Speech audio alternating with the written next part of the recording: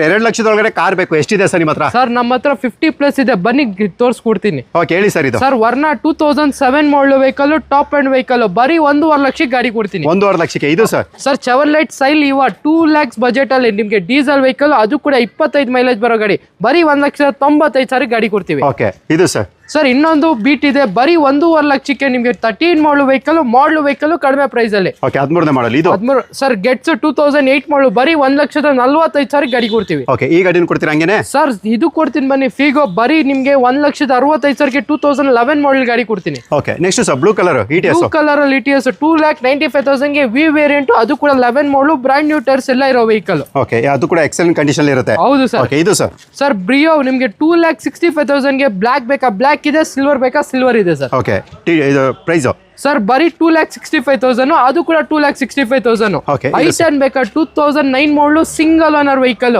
ಬರೀ 7,15,000 showroom history ಓಡಿರೋ vehicle ಗಾಡಿ ಕೊಡ್ತೀನಿ. ಓಕೆ ಈ i10 ಸರ್ ಅದು ಬರೀ 1,85,000 2010 ಮಾಡಲು ಆಲ್ ಡಾಕ್ಯುಮೆಂಟ್ಸ್ ರನ್ನಿಂಗ್ ಇರೋ ಗಾಡಿ ಕೊಡ್ತೀನಿ.